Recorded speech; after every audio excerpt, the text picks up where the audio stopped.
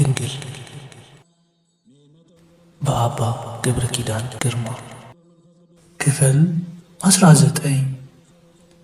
ላይክ፣ ሼር እና ሰብስክራይብ ተደርጉ ዘንድ በእመቤታችን ስም እንጠይቃለን። በእንተ ስሟ ለባርቶስ ባርቶስ ቲዩብ።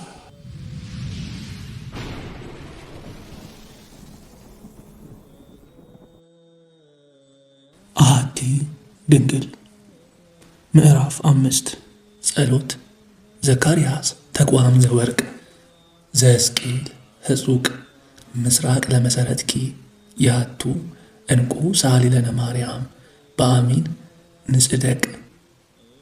የዘካርያስ የወርቅ መቅረዝ የሕዝቅኤል የታተመች የምስራቅ በር የምትሆኝ እመቤታችን ማርያም ሆይ አምነን እንድንጸድቅ ለምኝልን።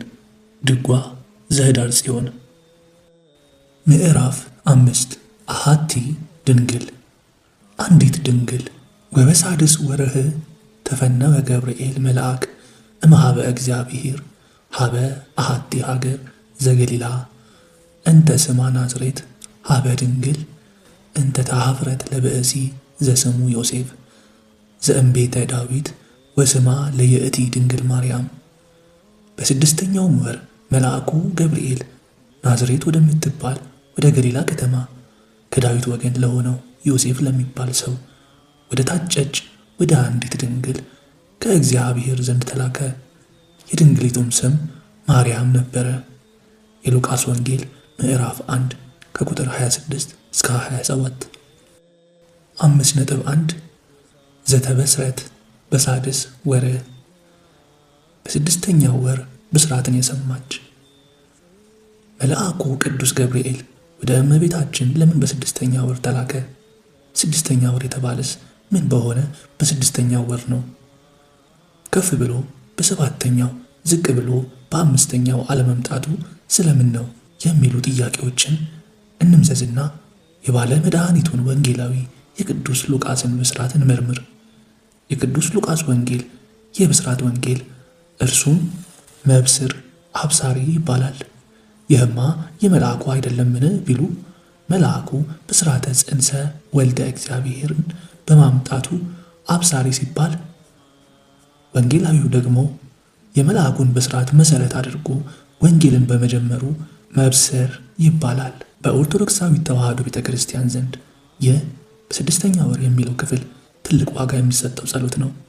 ለምን ቢሉ ቤተ ክርስቲያን ተጭኗት የነበረ የእርግማን ሸክም እንደሚቀል ሔዋን የሰማችውን የሐዘን መርዶ በድንግል ማርያም በኩል በሰማችው ብስራት ያስወገደችበት የቤተ ክርስቲያን የደስታ አዋጇ ቀን ነው። በዚህ በብስራት ቀን አምላክ ሰው ሆኗል፣ ሰው አምላክ ሆኗል።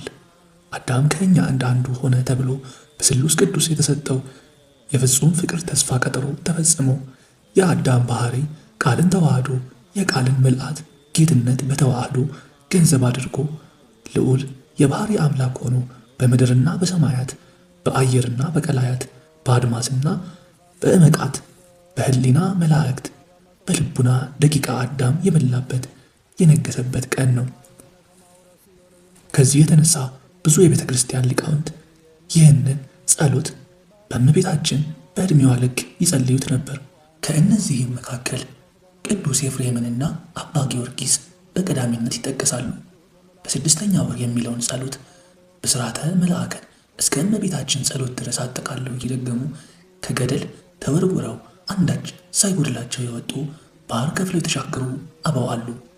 ይህንን ጸሎት እየጸለየች መንገድ ስትሄድ ወንዙ መሃል ላይ ስትደርስ ውሃው ሞልቶባት ከውሃው ውስጥ ሆና ወበሳድስ በስድስተኛ ወር የሚለውን እየጸለየች ሳለ ነፍሰ ጡር ነበረችና በእመቤታችን አማላጅነት በመድኃኔ ዓለም ከሃሊነት ውሃው ሳይነካት ልጇን ባህር ውስጥ በሰላም ወልዳ የወጣች ሴትም እንዳለች በተአምረ ማርያም ተጽፎ ይገኛል። ልጅነት ባልተሰጠበት በብሉይ ኪዳን 3 ሕፃናት እሳት ውስጥ ተጥለው እሳቱ መሃል ቆመው ከዘመሩ በአዲስ ኪዳን ይህ አይደረግም የሚል ጠማማ ልብ ይኖር ይሆን? ወደ ቀደመ ነገራችን እንመለስና ይህ ስድስተኛ ወር ምንድን ነው የሚለውን እንመርምር። ይህ ማለት ለጊዜው ዮሐንስ በተሰነጸ በ6 ወር ማለት ነው። ቅድስት ኤልሳቤጥ ዮሐንስን በጸነሰች ጊዜ ለ5 ወራት ያህል ጽንሷን ሰውራ እንደቆየች አስቀድሞ ወንጌላዊው ነግሮናል። ይህን ያደረገችው ቀድሞ ሲመኩባት በነበሩ ሴቶች ላይ ላለመመካት ስለ ትህትናና እግዚአብሔርን ለማመስገን ነው። በኋላ ግን 6 ወር ሲሞላ በእመቤታችን ወደ ኤልሳቤጥ መምጣት ዮሐንስ ከእናቱ ማኅፀን ሲዘል ተገለጠ። ቅዱስ ኤፍሬም ስለዚህ ሲናገር ለዮሐንስ ለጌታው የሚሰግድበት አካሉ የተደላደለ ጽንስ በመሆን መሳሪያነቱ እንዲቀና 6 ወር አቆየው እንጂ ጽንሱ ግን የዘለለው መንፈስ ቅዱስ ስላደረበት ነው እንጂ 6 ወር ስለሞላው አይደለም ይላል። ከዚህ በተጨማሪ 5 ወር ተሰውሮ የቆየው ጽንስ 6ኛ ወር ላይ መገለጡ በ5000 ዘመን በጨለማ መጋረጃ ኖረን ከ6ኛው በኋላ ግን ሰማያት ተከፈቱ ያለበት የእግዚአብሔር የምሕረቱ ደጅ የተከፈተበት ዘመን ላይ እንደደረሰን ሲያጠይቅ ነው። ቅድስት ኤልሳቤጥ 5 ወር የሰወረችው ጽንስ በ6ኛ ወር እመቤታችን ስትመጣ እንደተገለጠ እመቤታችን እስክትመጣ ድረስ ባሉት 5500 ዘመናት ምስጢር ሁሉ ተሰውሮ መቆየቱንና ዘመኑ ሲፈጸም በእርሷ ምክንያት ግን በጌታ መገለጥ ምስጢረ ሰማያት ወምድር በስሙ ላመኑበት ሁሉ መገለጡን ያጠይቃል። የዚህን ክፍል ሙሉ ማብራሪያ በመጀመሪያው መጽሐፈ በጻያሄ የፍኖት ገጽ 216 እስከ 220 ስላስቀመጥኩት በዚያ መመልከት እንደሚቻል ለአንባቢው መጠቆም እወዳለሁ። ስለዚህም ልጇ ኢየሱስ ክርስቶስ በሥጋ የተገለጠ ምስጢር የሚባል ሲሆን እርሷ ደግሞ በብቸኝነት መቅድሃ ምስጢር የምስጢር መቅጃ መባሏ የተገባ ነው ማለት ነው። ጌታችን በቃና ገሊላው ሰርግ ተገኝቶ ሳለ 6 ባዶ ማድጋዎች ነበሩ። ጌታም ወይን ባለቀ ጊዜ የእናቱን የባለሟልነት ምልጃዋን ተቀብሎ 6ቱን ጋኖች ውሃ ሙሏቸው ነበር ያለው። በ6ቱ ጋኖችም ያለውን ውሃ ወደ ወይን ለውጦ ባዶ የነበሩትን 6 ጋኖች ወይንን የተሞሉ አደረጋቸው። እነዚህ 6 ባዶ ጋኖች በረከት መንፈሳዊያት ያልነበሩባቸው መርገም የሞላባቸው 5500 ዘመናት ናቸው። ይህን 5500 ዘመን ከአዳም ጀምሮ እስከዚያ ያሉ አበውን ዕድሜ በመቀመር ማግኘት ይቻላል። በእነዚህም ዘመናት 6 ዋና ዋና የአዳም በጎ ስጦታዎች ታተውባቸው ነበር። እሊህም ልደት፣ ሰናይት፣ ለአዳም የተሰጠው የልጅነት ጸጋ እንደ ብረት በኃጢአት በመርገም ዝጋ አብራው ትኖር ነበር እንጂ ኃይል አልነበራትምና። ገድል፣ ሰናይት፣ ገነትን መኮትኮት፣ ሕገ እግዚአብሔርን አክብሮ በአቂበ ሕግ ጸንቶ መኖር፣ የጽድቅ ግብር ሰርቶ መንግሥተ ሰማያት መግባት የሚቻልበት ኑሮ። ገነት ሰናይት ተድላ ደስታን የተሞላች በጎ ሀገረ ገነት። ፍኖት ሰናይት እግዚአብሔርን መስሎ መኖርና በስብሐተ መላእክት መዋኘት። ግዕዝ ሰናይት ፍትወታት እኩያት ኃጣውዕ ርኩሳት ያልሰለጠኑበት በተዘክሮ እግዚአብሔር ጸንቶ የሚኖር ሕሊና ዘኢያንቀለቀል በጎ ሕሊና። እረፍት ሰናይት ውጣ ውረድ ደውያት ርደተ መቃብር ርደተ ሲኦል የሌለበት በመንጸፈ ደይን መውደቅ በእግረ አጋንንት መጠቅጠቅ የሌለበት በጎ ዘላለማዊ እረፍት ናቸው። መቅደመ ወንጌል ዘአውሳቢዎስ 3ኛው ጉባኤ ላይ ተመልከት። እነዚህን 6ቱን ሰናያት ያጣንባቸው ዘመናት ናቸው 6ቱ ጋኖች። ኋላ ወልደ እግዚአብሔር ሕያው በእናቱ ምልጃ 6ቱን ጋኖች በወይን በመሙላቱ እርሷን ምክንያተ ድኂን አድርጎ ዘመናችንን አድሶ ወደ ቀደመ ክብራችን፣ ወደ ቀደመ ገናንነታችን፣ ወደ ቀደመ ዘለዓለማዊ እረፍታችን እንደመለሰን ለማጠየቅ ነው። እነዚህን ጋኖች በመላ ጊዜ የድንግል ማርያም ጥያቄ አቅራቢነትና ምልጃ ወሳኝ እንደሆነ 6ቱን ሰናያት ያጣንባቸው የ6ቱ ሺህ መከራ ዘመንም የታደሰልን በድንግል ማርያም ስለሆነ በ6ኛ ወር ወደ አንዲት ድንግል ገብርኤልን ላከው። በሉ እንግዲህ አሁን ከ6ኛ ወር በኋላ ያለን ሁላችንም ገብርኤልን አብነት አድርገን ወደ አንዲቱ ድንግል እንብረር። በ6ኛ ወር አንዲቱ ድንግል የበረረ ቅዱስ ገብርኤል ብቻ መሰላችሁ እንዴ? አረ በጭራሽ! ምን ቅዱስ ገብርኤል ብቻ? እግዚኡ ለገብርኤል እግዚአ ኃያላን የሰራዊት ጌታ እግዚአብሔር ቃል ከልዑል ከመንበሩ ሳይጎድል ዓለሙን ሁሉ በመሃል እጁ እንደ እንቁላል አንከብሎ እንደ ጽና አንጠልጥሎ ይዞ ወደ አንዲቱ ድንግል ወረደ እንጂ። እንግዲህ ወደ ድንግል ማርያም አንሄድም የሚሉ ዳተኞች ለዚህ ምን መመለስ ይቻላቸዋል? ክርስቶስ የሕይወት መንገድ ነኝ እንዳለ የምታምን ከሆነ እርሱን የምትከተል ከሆነ ወደ እናቱ ሲወርድ አብረው ሂድ፣ ወደ አባቱም ሲያርግ አብሮ ያሳርግሃልና። የዓለሙ ሁሉ አባት እርሱ ልጅ ሊሆናት ወደ አንዲቱ ድንግል ከሄደ አንተ ለእርሷ ልጅ አልሆንም የምትል ከሆነ ክርስቶስን መከተል ወዴት አለ? ለእርሱ እናት የሆነችው ለአንተ እናት ለመሆን ታንስብሃለችን? እኔ ግን በእውነት አደንቃለሁ የልጇን ቸርነት፣ የእርሷንም ትሕትና። ልጇ እናቱን ከእርሱ ጋር እናታችን፣ አባቱን ከእርሱ ጋር አባታችን ብለን እርሱ ወንድማችን እስኪሆን ድረስ በሥጋ ተዛምዶናልና ቸርነቱን አደንቃለሁ። እናቱንም እኔ የአምላክ እናት ስሆን የእናንተ የኃጥአን እናት አልሆንም ብላ ፍጡር ስትሆን አትመካምና በዚህ ትሕትና እናቴ ስለሆነችኝ አደንቃለሁ። ከወዳጇ ከአባ ጊዮርጊስ ጋር ስለ ንግሥትነትሽ እመቤቴ ነሽ፣ ስለ ቸርነትሽ እናቴ ነሽ እያልኩ አመሰግናታለሁ።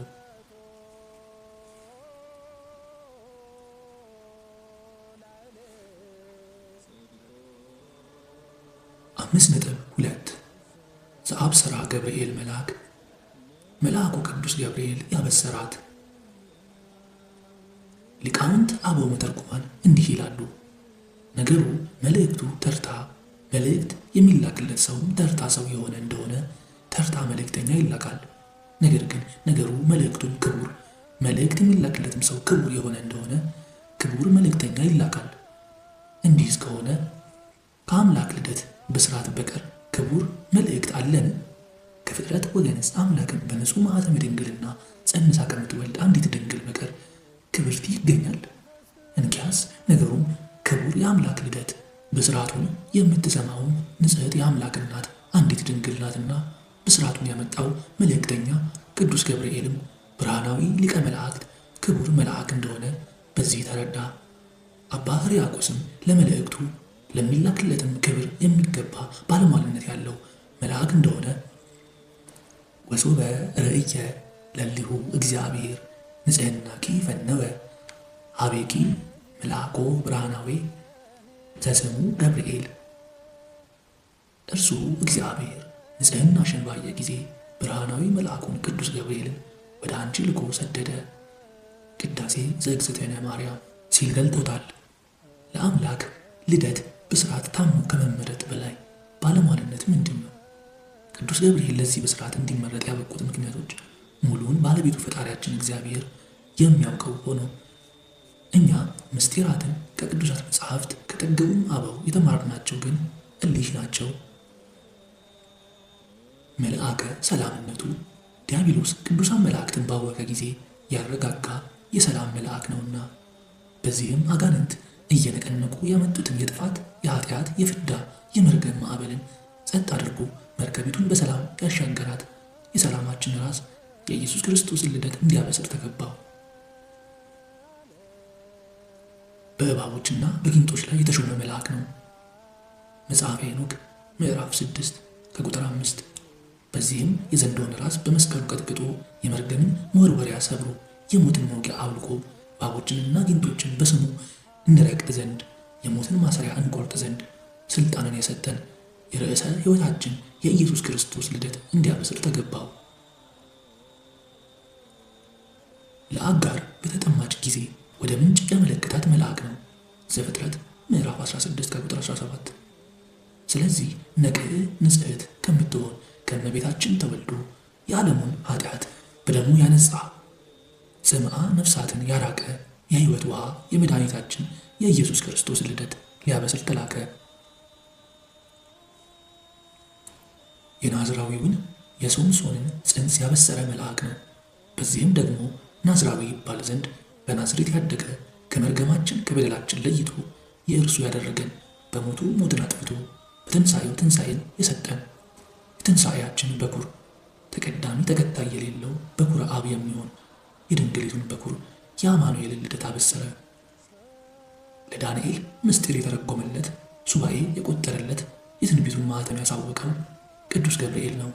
ከዚህ የተነሳ እርሱ ብቻ ማኅተሙን ሊፈታ የሚቻለው የነቢያቱን ጌታ የመኮንነ ጽድቅ የንጉሥ ክርስቶስን ልደት አበሰረ። ለ3 ደቂቅ በእሳት መካከል አብሯቸው የቆመ በእሳት እንዳይቃጠሉ እሳት ያበረደላቸው መልአክ ቅዱስ ገብርኤል ነው። በዚህ ግብሩም ከዘላለም እሳት ያወጣን፣ ለሰማዕታት ጠል አውርዶ እሳት አብርዶ አንበሳ አሰግዶ በአላውያን ነገሥታት ፊት የሚረዳቸው፣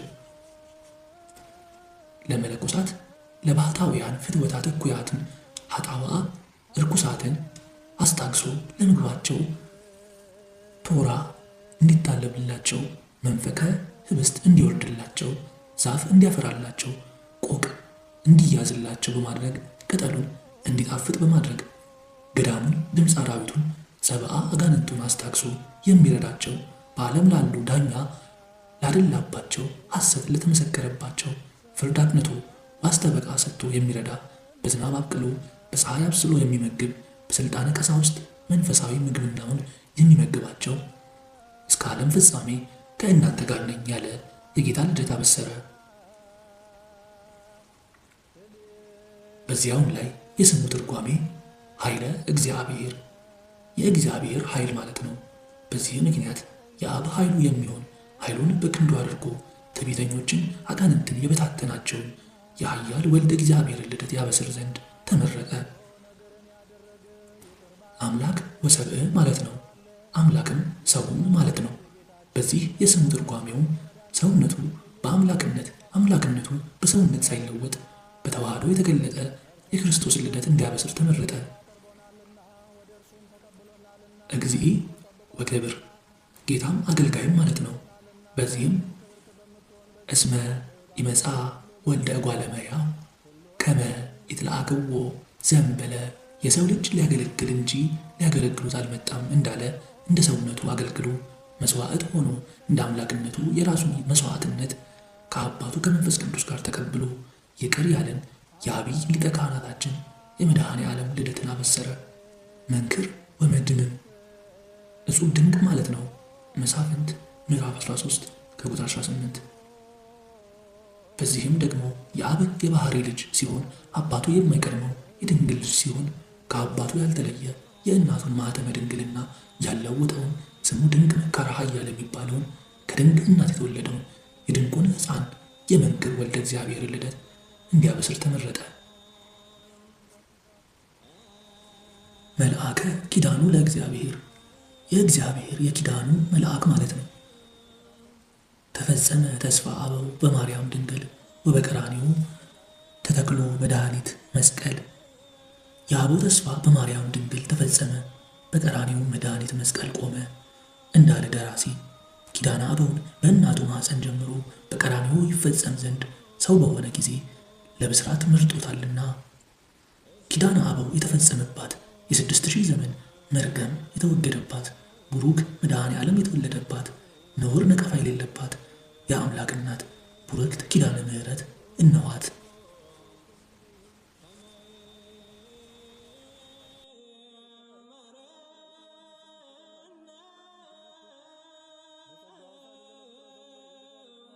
አምስት ነጥብ 3 አሐቲ ነበልባላዊት መንበር ዘተረክበት እምቤተ ዳዊት ከዳዊት ወገን የተገኘች አንዲት እሳታዊት ዙፋን።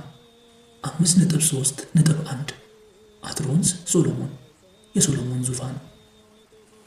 ይህቺ ድንግል ሐሪት የተመረጠች አንዲት ድንግል እንዴት በልዑል ክንድ ለመንበረ ንጉሥነት እንደተዘጋጀች እንመልከት።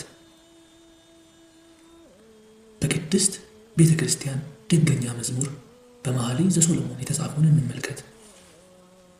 ንጉሥ ሶሎሞን መሸከሚያን ከሊባኖስ እንጨት ለራሱ አሰራ። ምሰሶቹን የብር መደገፊያውንም የወርቅ መቀመጫውንም ሐምራዊ ግምጃ አደረገ።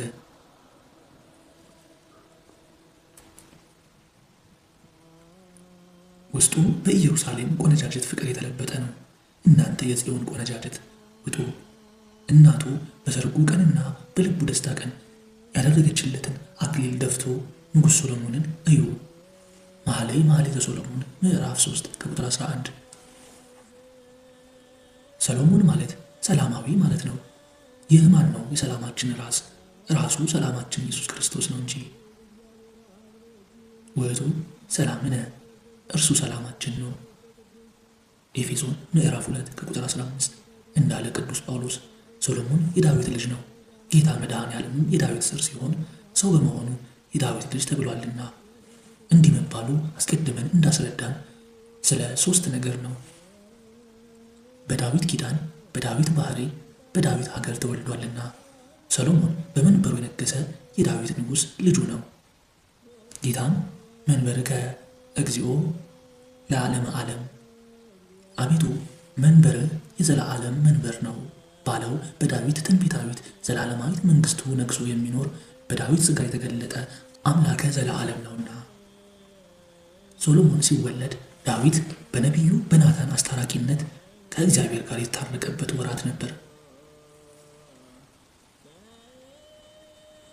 ዘኢያልቅ ሰላሙ፣ ሰላሙም አያልቅበትም የዘላለም ሰላም ነው ተብሎ የተነገረለት የሰላም አምላክ ኢየሱስ ክርስቶስም ከዳዊት ልጅ ከንጽሕት ድንግል ሰው በመሆኑ የጥል ግድግዳን በደሙ አፍርሶ ጠላታችን በመስቀሉ ደምስሶ ከአባቱ ከራሱ ከመንፈስ ቅዱስ ጋር አስታርቆናል። ትንቢተ ኢሳይያስ ምዕራፍ 9 ከቁጥር 7።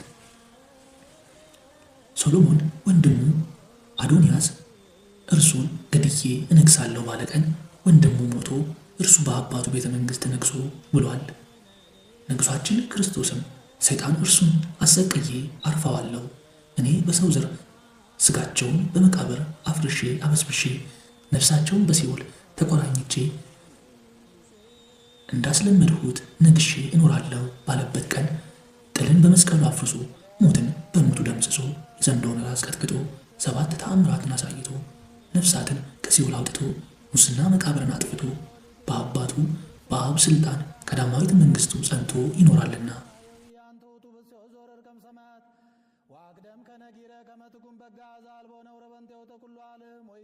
ሶሎሞን በነገሰ ጊዜ ለራሱ አዲስ መንበርን ሠራ።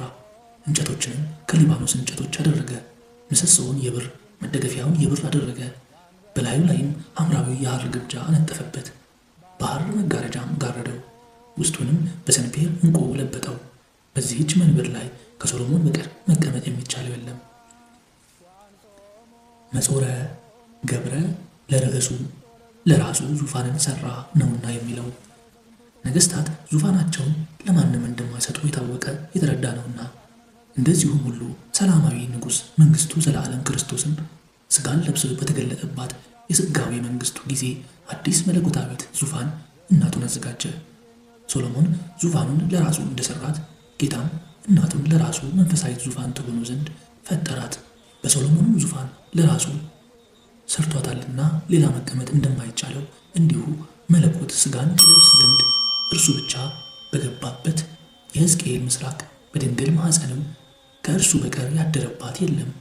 ሶሎሞን ለመንግሥቱ ይቀናልና በዙፋኑ ሌላ እንዳይቀመጥ፣ እግዚአብሔር ለአምልኮቱ ይቀናልና በእናቱ ማኅፀን ከእርሱ በቀር ሌላ የገባባት የለም።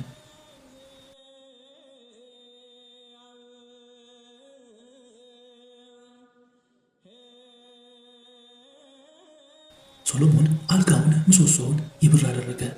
እነዚህ የብር ምሰሶዎች ሰላማዊ ኢየሱስ ክርስቶስ እናቱን ያስገኙ ዘንድ የመረጣቸው ንጹሐን አባቶቿ ናቸው። ብር የጠራ እንደሆነ ጽሩያነ ምግባር ወሃይማኖት እነ አብርሃም፣ ይስሐቅ፣ ያዕቆብ፣ እነ ዳዊት ሌሎችም የድንግል የዘር ሐረግ ያላቸው ንጹሐን አበው ናቸው።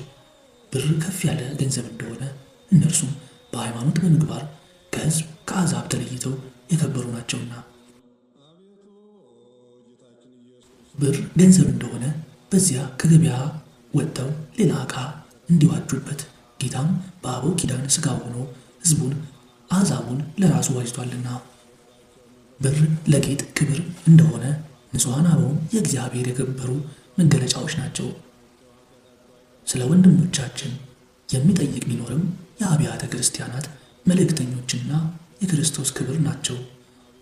2ኛ ቆሮንቶስ ምዕራፍ 8 ከቁጥር 23 እንዳለ ቅዱስ ጳውሎስ።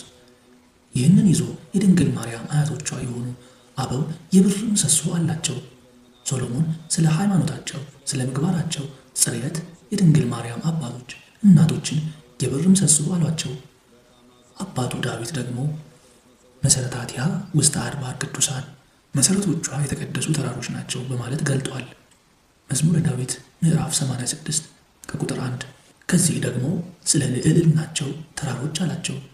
ፀሐይን የምታስከትል ጎህ አስቀድማ በተራራ ላይ እንድትታይ ፀሐየ ጽድቅ ክርስቶስን የምትወልደው ጎህ ብርህት ማርያም አስቀድማ በአቦ ትንቢትና ምሳሌ በተስፋ በወገባቸው እንደ ዕንቁ እያበራች ትመጣ ነበርና እይ የእቲ ዛቲ እንተ ታሰርኢ ከመ ጎህ አዳም ወሰናይ ተጸባጦስ እንተ በአማን ንጽሕት በድንግልና አልባቲ ሙስና አንቀጸ አድኃኖ መሶበ ወርቅ እንተ መና ንጉሠ እስራኤል ተጸውረ በማዕፀና አንቀጸ አድኃኖ አግዓዚት። እንደ ማለዳ ጎህ የምትጎበኝ ይህች ማን ናት?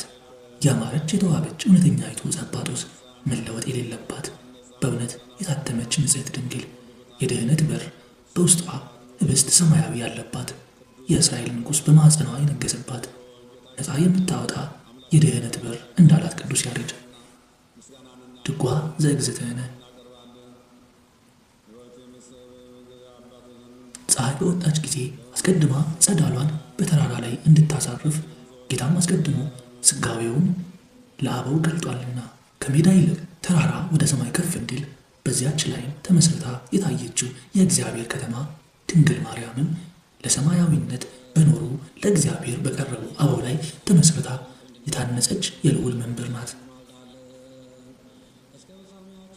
የሊባኖስ እንጨቶች የተባሉ በሊባኖስ የወለዷት ሐናና ኢያቄም ናቸው። የሊባኖስ እንጨቶች ከእንጨት ሁሉ ይልቅ ለሶሎሞን ዙፋን መስሪያነት እንደተመረጡ ሐናና ኢያቄምም ለእግዚአብሔር ረቂቅ ከተማ ለመለኮት ነበልባላዊት ዙፋን ለድንግል እናትና አባትነት ተመርጠዋል። የእግዚአብሔር አያት ከመሆንስ በላይ መመረጥ ምንድን ነው? ስለ እነዚህ ተራሮች እንዲህ ማለት እንችላለን። ሐናና ኢያቄም የታተመችውን አለት ወለዱ። አለቲቱም ለፍጥረት ሁሉ የሕይወት ፏፏቴን አፈለቀች። ሐናና ኢያቄም መንፈሳዊት ቁጥቋጦን ወለዱ። ቁጥቋጦዋም መለኮቱ ሳያቃጥላት ለዓለሙ ሁሉ የሚያበራውን ደገኛ ብርሃን ያዘች። ሐናና ኢያቄም መንፈሳዊት ተራራን ወለዱ። የሰው እጅ ካልደረሰባት ከዚያች ተራራ ጠላቶቹን አድቅቆ ቤተ ክርስቲያንን አጽንቶ ያረገ እብን መንፈሳዊ ወጣ። ኢያቄምና ሐና የሰማይ ደጅን ወለዱ። በዚያች በር በኩል ሃይማኖት ተገለጠ። በዚያች በር የበጎች እረኛ በግም በርም እረኛም ሆኖ መጣ። የጠፉትንም ፈለገ። ሐናና ኢያቄም ሰማይን ወለዱ። ከዚያች ሰማያውያን ምድራውያን ደስ የተሰኙበት ብሩህ ኮከብ ወጣ። ሐናና ኢያቄም የታተመችውን የምስራቅ በር ወለዱ።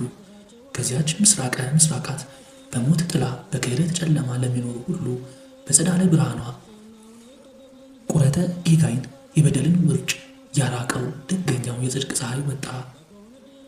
ሐናና ኢያቄም ከምድር እስከ ሰማይ የምትደርሰውን የወርቅ መሰላል ወለዱ።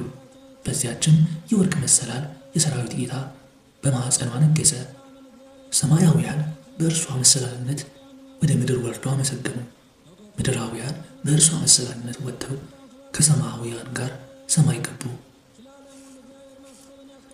ሐናና ኢያቄም የወርቅ መሶብን ወለዱ። ያች መሶበ ወርቅም ለዓለሙ ሁሉ የምታበራ ማዕድ ሆነች። ከእርሷ የሕይወት እንጀራ ተገኝቷልና። ሐናና ኢያቄም ንጽሕት ወርቅን ያስገኙ ምድሮች ሲሆኑ ያች ወርቅም ዕንቁን ወለደች። ንጽሕት አዳራሽን ሐናና ኢያቄም ወለዱ። በዚያች ንጽሕት አዳራሽ ሰማያዊ ንጉሥ 9 ወር ከ5 ቀን ከተመ።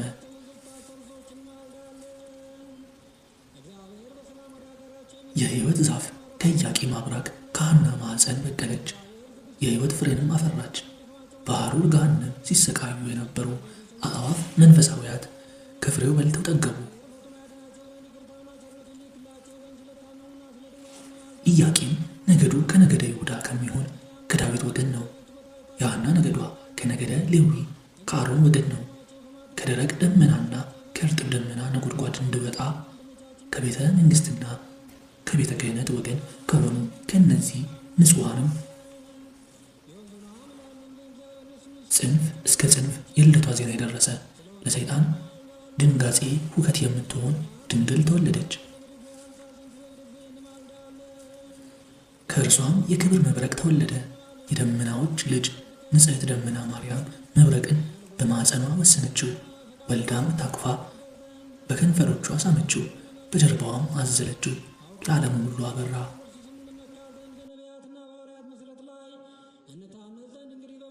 ባርቶስ ማለት እመቤታችን የጸለየችበት ሀገር ወይም ቦታ ነው። ልክ እንደ ውዳሴ ማርያም ሁሉ ከሰኞ እስከ እሁድ የሰኞ ባርቶስ፣ የማክሰኞ ባርቶስ እያለ የሚጸለይ እጅግ ፈውስን የሚያደርግና የአምላክን ህቡ ስሞች በውስጡ የያዘ ኃይል ያለው የጸሎት መጽሐፍም ነው። ባርቶስ ምን ማለት ነው በማለት ጥያቄ የፈጠረባችሁ ቤተሰቦቻችን በዚህ አጋጣሚ መልሱን እንዳገኛችሁ ተስፋ እናደርጋለን። ሐሳብ፣ አስተያየት እንዲሁም ማንኛውም ጥያቄ ካላችሁ ኮሜንት ሴክሽን ላይ አስቀምጡልን። አብራችሁን ስለቆያችሁ እናመሰግናለን። በቲክቶክ እና በቴሌግራም ባርቶስ ቲዩብ ቤተሰብ ይሁኑ። ባርቶስ ቲዩብ